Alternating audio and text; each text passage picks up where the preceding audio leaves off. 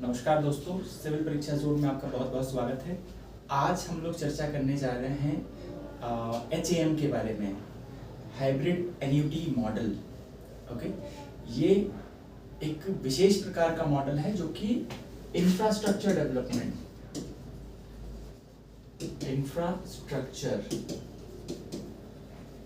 ठीक है, आधारभूत ढांचे के विकास करने के लिए इस मॉडल को सजेस्ट किया गया था।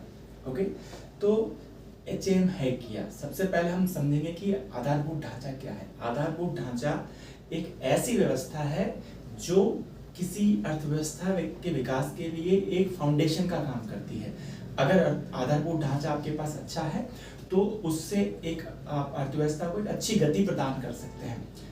व्यक्तिगत रूप से आधारभूत ढांचे को विकसित नहीं किया जा सकता, इसको सामूहिक रूप से विकसित किया जाता है। सब लोगों के लिए सरकारें इनका विकास करती हैं। आप अगर उदाहरण की बात करें तो जैसे सड़कें हैं, सड़कों का विकास सरकार करवाती है, वो आधारभूत ढांचा है। उस सड़कों के बिना बाकी विकास की गुंजाइश नहीं है। बिजली, पानी, ठीक, जो इंटरनेट का कनेक्शन है, ये सब आधारभूत ढांचा है। ठीक है, तो ये आधारभूत ढांचे के हम किसी और दिन डिटेल क्लास हम लोगों ने सोचा हुआ है कि वो आधारभूत ढांचे पे हम अलग से बात करेंगे। आज ये एक छोटा वीडियो हम लोग बना रहे हैं HAM जो मॉडल है उसके ऊपर। तो जो इंफ्रास्ट्रक्चर डेवलपमेंट होता है ये किसी भी अर्थव्यवस्था के विकास के लिए बहुत ही जरूरी होता है, और इंफ्रास्ट्रक्चर डेवलपमेंट के लिए बहुत इन्वेस्टमेंट करना होता है। अब इन्वेस्टमेंट करने के लिए तरीके क्या हैं, कैसे काम हो, इंफ्रास्ट्रक्चर का डेवलपमेंट क्या हो। तो हमारे पास में जो लंबे समय से, ठीक है, 1850 के दशक में जो PWD और CPWD पब्लिक वर्क्स डिपार्टमेंट राज्यों में होते हैं, और CPWD जो केंद्र स्तर पे था, जिसको कि बाद में इसके काम में बंटवारा करके इसका सड़क बनाने वाला का जो विभाग है उसको NHAI, ओके, ये national highway authority of India, इसके रूप में इसको अलग कर दिया गया। अब ये लोग करते रहे हैं, सरकारें करती रही हैं। अब सरकारें खुद से तो नहीं कर सकती, पब्लिक वर्क्स डिपार्टमेंट खुद से तो नहीं कर सकता, तो ये हमेशा से किससे करवाते रहे हैं? प्राइवेट कॉन्ट्रैक्टर्स से। प्राइवेट जो कॉन्ट्रैक्टर्स होते हैं उनसे ये लोग काम करवाते रहे हैं, सड़कें बनवाते रहे हैं, या जो भी इंफ्रास्ट्रक्चर से रिलेटेड काम हो वो सब। तो ये जो काम होता था, इस काम को बोलते थे engineering procurement contract, okay, EPC। इसमें सारा खर्चा सरकार करती थी।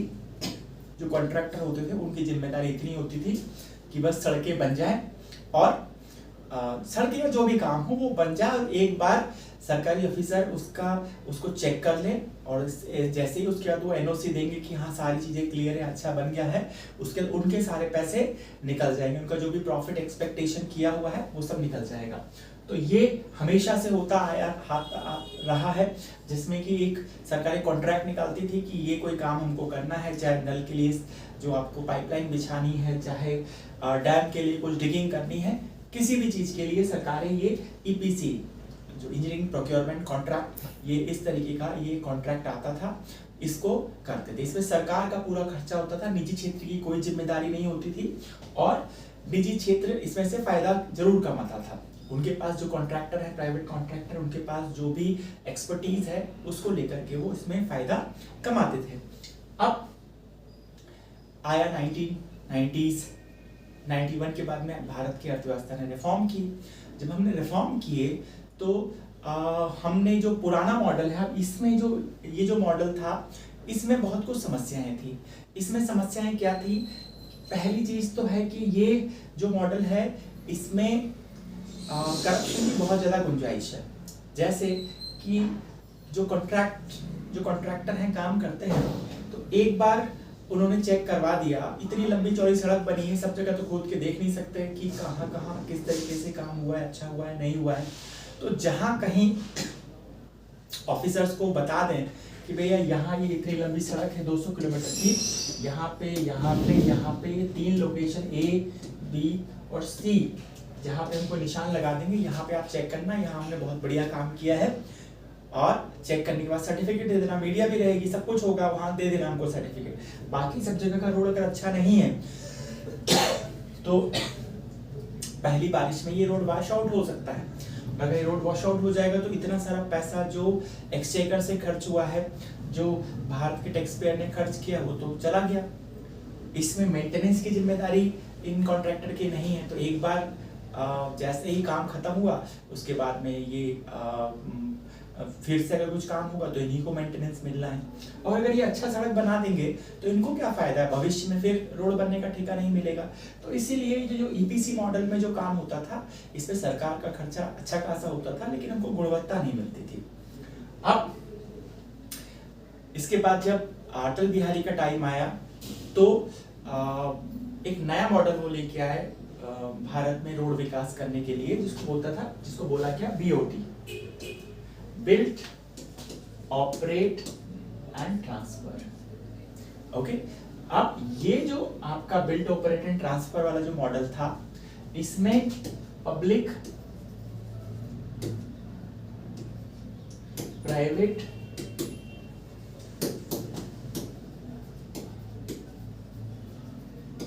पार्टनरशिप PPP इस मॉडल को अपनाया गया। ठीक है, बिल्ट ऑपरेटेड ट्रांसफर, बनाओ प्रोग्राम, जो प्रोजेक्ट है उसको कंस्ट्रक्शन करवाओ, उसका सड़क को एग्जांपल ले लेते हैं हम लोग, कुछ भी हो सकता है इसमें कोई भी प्रोजेक्ट हो सकता है। तो सड़क को बनाओ, उसको चलाओ मतलब उसका मेंटेनेंस भी करो, 15 साल 20 साल जो भी कॉन्ट्रैक्ट हमारा होगा उस दौरान उसको आपको, और ट्रांसफर उतने समय के बाद हमको ट्रांसफर कर देना। सरकार 1 रुपया खर्च नहीं करेगी इसमें। ठीक, सरकार आपको सड़क के लिए जगह देगी, आप उस पर खर्चा करोगे, खर्चा करने के बाद में सड़क बन जाएगी। सड़क बनने में जो आपने खर्च किया है उसको आप टॉल लगा करके वसूलोगे। ठीक है, टॉल ब्रिज पे हम सब लोग पैसा देते हैं, वो सारे के सारे रास्ते ये प्राइवेट कंपनियों ने बनाए हैं, जो कि वहां पे अपनी लागत को फिर हमसे टॉल के रूप में वसूलती है। इसमें सरकारों को कोई पैसा नहीं लगाना था। अब 2000 के बाद से सरकारों की प्राथमिकता सामाजिक क्षेत्र हो गया, तो सोशल सेक्टर पे सरकारें खर्च करने लगी। गरीबी और बेरोजगारी, ये सारे जो क्षेत्र हैं इन पे सरकार काम करने लगी। इंफ्रास्ट्रक्चर पे भी सरकार काम करना चाहती थी, लेकिन जो इंफ्रास्ट्रक्चर में सरकार चाहती थी कि निजी क्षेत्र आए, चाहे भारत का निजी क्षेत्र आए चाहे विदेश का निजी क्षेत्र आए। अब ये निजी क्षेत्र यहाँ आने लगा तो ये निजी क्षेत्र इस तरीके से काम करने लगा। अब इसमें बहुत पब्लिक प्राइवेट पार्टनरशिप का क्या फायदा है, सरकार को भी कुछ फायदे हैं, कुछ निजी क्षेत्र को फायदे हैं। अब सरकार को क्या फायदा है, सरकार को ये फायदा है कि सरकार का बिना कोई पैसा लगे सड़क बन जाएगी। ठीक है, लोगों को क्या फायदा है, लोगों का ये फायदा है कि अच्छी सड़कें बनेंगी, क्योंकि इस मॉडल में मेंटेनेंस करने का काम भी जो कंपनी है उसी का है। अब चूंकि मेंटेनेंस का काम भी उसी का, तो पहली बार में ही सड़क अच्छी बनने वाली है। अब ये सड़क अगर अच्छी बनेगी तो खुदेगी नहीं, यानी कि जो ग्राहक हैं, यानी कि जो कस्टमर हैं, जो टोल पे करके सड़क का यूज कर रहे हैं, उनके वाहन जल्दी खराब नहीं होंगे, वो लंबे समय तक, और माइलेज भी अच्छा निकलेगा। क्योंकि बिना रुके अगर आपके दिल्ली से जयपुर जाना है आपको, तो 4 लेन एक्सप्रेस है। मुंबई से अगर पुणे जाना है तो इतना बढ़िया एक्सप्रेस वे है कि आपकी स्पीड कभी 80-90 से नीचे नहीं होने वाली, आराम से आप बहुत जल्दी 2-2.5 घंटे में पहुंच सकते हैं।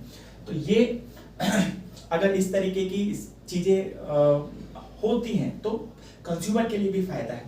अब ये जो पब्लिक प्राइवेट पार्टनरशिप थी, इसमें आगे चल के समस्याएं क्या होंगी, आगे चल के समस्याएं होंगी कि शुरू में तो बहुत सारे प्रोजेक्ट थे, और शुरू में गवर्नमेंट ने सिलेक्टिवली जो मेजर सिटीज हैं, जैसे दिल्ली से मुंबई को कनेक्ट करना है, मुंबई से कोलकाता कनेक्ट करना है, इन पर ट्रैफिक भी अच्छा रहता है, इनको किया था। और सरकारें सोच रही थी कि विदेशी कंपनियां यहाँ पे आए, क्योंकि विदेशी कंपनियों के पास फंड्स हैं। हमारे यहाँ तो हमारा प्राइवेट प्लेयर तो 91 के बाद ओपन हुआ है, उसके बाद तो पैसा था ही नहीं जो वो ये काम कर सकता था। तो शुरू में सब मलेशिया, थाईलैंड, यहाँ की सब प्राइवेट कंपनीज आई, उनके पास पैसे की कोई कमी नहीं थी। शेयर मार्केट में रिलीज किए शेयर और या बॉन्ड्स, डिबेंचर्स, और पैसा आ गया और यहाँ पे अपना वो काम कर सकती थी। अब जब इन्होंने काम कर लिया, जब ये एक राउंड में बड़े शहरों के बीच में सारा काम हो चुका है, अब कौन सी जगहों पे सड़क बनने का काम चल रहा है। अब जो राज्य की राजधानी है और जो अलग उनके बीच के जो और अन्य शहर हैं यहाँ पे या अन्य राजमार्ग हैं, इन पे काम चल रहा है। अब 2008 के बाद मंदी भी आ गई, फिर 2020 में हमारे पास में जो कोरोना वगैरह ये सारे इश्यूज भी आए, तो बीच बीच में समस्याएं आती रहीं। फिर 2013 के बाद में जो लैंड एक्विजिशन है, भूमि अधिग्रहण, ये भूमि अधिग्रहण बहुत ही जटिल हो गया। 2013 में जब कांग्रेस की सरकार जा रही थी, तो जाते जाते उन्होंने इस अधिनियम को पास करवा दिया, जिसमें कहा गया कि जो ग्रामीण क्षेत्र है वहां पे जो भी कलेक्ट्रेट रेट है, जो मार्केट रेट है, उसका 4 गुना किसानों को अगर जमीन ली गई तो कंपनसेशन देना पड़ेगा, और जो शहरी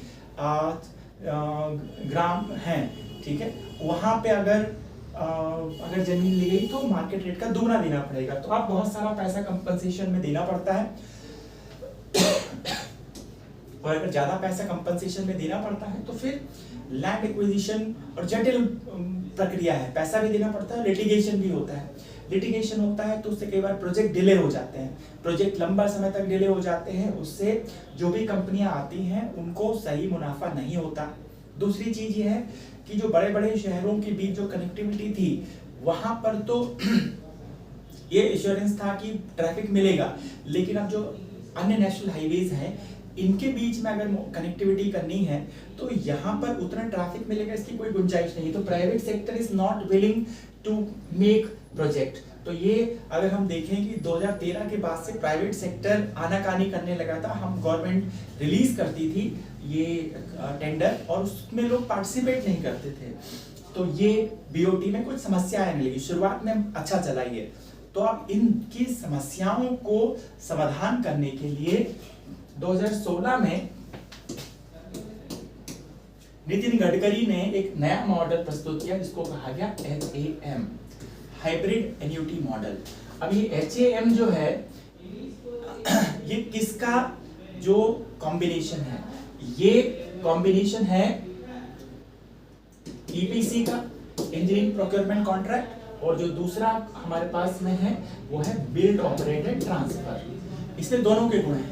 इस प्रोजेक्ट में क्या होता है ना कि निजी क्षेत्र की पूरी जिम्मेदारी होती है कि वो पूरा का पूरा चढ़ता उसका है, उसको ही सारा पैसा इकट्ठा करना है, उसको ही मशीन लानी, उसको ही लेबर लाना है, सब कुछ करना है, और 10-15 साल में अपना पैसा वसूल करके सरकार को जो अपना प्रोजेक्ट हैंडओवर कर देना है।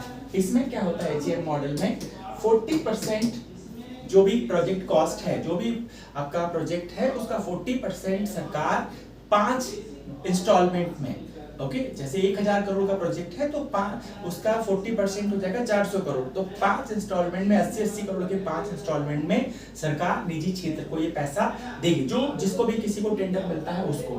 तो बाकी का जो 60% पैसा है उसको प्राइवेट प्लेयर लेकर के आएगा। ये प्राइवेट सेक्टर कहां से लेके आएगा, ये डेट से लेके आएगा और ये इक्विटी से लेके आएगा। डेट का मतलब होता है कि लोन लेगा, या इक्विटी मतलब शेयर बाजार से लेके आएगा, और ये ले करके आएगा और उससे ये काम चलेगा। अब मान लो कि इससे प्रोजेक्ट अगर डिले भी होता है तो होगा क्या कि इसमें कॉन्ट्रैक्टर को पूरा का पूरा नुकसान नहीं है, ठीक है। डिले होगा तो उसको एक उसका बर्डन शेयर करने के लिए हमारे पास कोई ना कोई मिल गया है, और ये अगर मान लो कि प्राइवेट सेक्टर का भी पार्टिसिपेशन आ रहा है तो गवर्नमेंट को भी थोड़ा सा ईज है, ठीक है। इसमें इस प्रोजेक्ट को लाने का एक और वजह था कि सरकारी बैंकों के जो NPA हैं उससे भी सरकारें बैंकों को बचाना चाहती थी। क्यों? क्योंकि ये निजी क्षेत्र है, बैंकों से ऋण ले रहा है, और अगर ये बैंकों को ऋण अपना चुका नहीं पाएगा, क्योंकि अगर प्रोजेक्ट डिले हो रहे हैं तो उस स्थिति में बैंकों की हालत खराब होगी। तो अगर इस तरीके से ये जो बैंक अगर आनाकानी कर रहे हैं, देने में उनको हिचकिचाहट है, तो ये इस मॉडल में बैंकों को भी थोड़ा सा शील्डिंग हो रही है। तो ये एक अलग पहल है और इसमें बहुत अच्छा काम फिलहाल के वर्षों में हुआ है। तो ये था HAM model. Thank you very much.